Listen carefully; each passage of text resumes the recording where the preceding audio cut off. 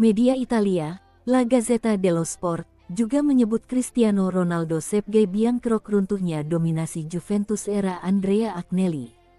Gara-gara kehadiran Cristiano Ronaldo, keuangan Juventus mengalami masalah hingga berujung mundurnya Andrea Agnelli dari kursi presiden. Andrea Agnelli menjabat sebagai presiden Juventus sejak 2010. Ia masuk ketika Juventus dalam posisi compang-camping, yakni hanya finish di posisi 7 Liga Italia tahun 2009 sampai tahun 2010. Semusim di bawah arahan Andrea Agnelli, Juventus masih finish ke-7 di Liga Italia tahun 2010 sampai tahun 2011. Cristiano Ronaldo dituduh jadi dalang hancurnya dominasi Juventus dan keegoisan Agnelli demi gengsi. Wadidaw, apa kabar sobat bola mania? Sebelum kalian simak jangan lupa untuk siapin kopi ya. Juventus hancur setelah kurang lebih 10 tahun mendominasi di Liga Italia. Media Italia sendiri La Gazzetta dello Sport menyebut kedatangan Cristiano Ronaldo jadi biang kerok hancurnya dominasi Juventus di Liga Italia. Kedatangan Cristiano Ronaldo pada tahun 2018 di Juventus merupakan bentuk keegoisan dari sang direktur Juventus Agnelli waktu itu. Juventus saat ini merana karena kasus capital gain. Mantan bos Juventus Andrea Agnelli dijatuhi sanksi berlapis oleh FIGC. Akibat perbuatan mantan bos Juventus Agnelli ini, Juventus menanggung hukuman yang cukup berat. Agnelli dihukum 2 tahun larangan berpartisipasi di sepak bola dan denda senilai 60.000 euro atau sekitar 980 juta rupiah. Keluarga Agnelli harus bertanggung jawab atas dosa yang ditinggalkannya. Yap, dosa ini pun seperti menjalar ke situasi klub. Juventus menanggung beban berat menerima hukuman demi masa depan. Diketahui capital gain merupakan skandal kasus berupa pemalsuan pembukuan keuangan yang dilakukan para petinggi Juventus beberapa tahun lalu. Kasus tersebut mencuat setelah menguatnya dugaan transfer mencurigakan yang dilakukan Juventus saat era kepemimpinan Andrea Agnelli. Para petinggi Juventus dituduh telah menggelembungkan nilai transfer untuk menguntungkan kondisi finansial klub asal Turin tersebut.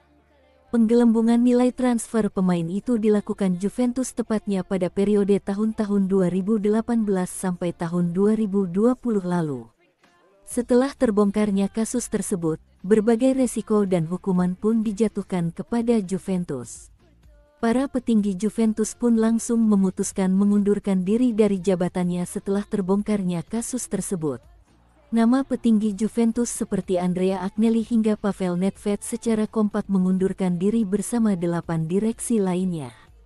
Tak berhenti di situ saja, Juventus pun mendapatkan berbagai hukuman akibat ulah negatif para mantan petingginya tersebut.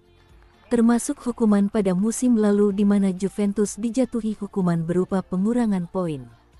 Pada tahapan pertama, Juventus dihukum dengan pengurangan 15 poin pada pertengahan musim sebelum sempat dicabut kembali.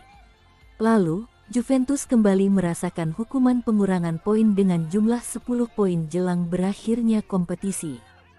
Posisi Juventus terlempar dari zona Liga Champions musim lalu. Tak hanya itu saja, pengurangan 10 poin akhirnya membuat Juventus harus mengakhiri kompetisi musim lalu di posisi ke-7. Posisi ke-7 menandakan bahwa Juventus hanya berkesempatan bermain di kompetisi UEFA Conference League saja.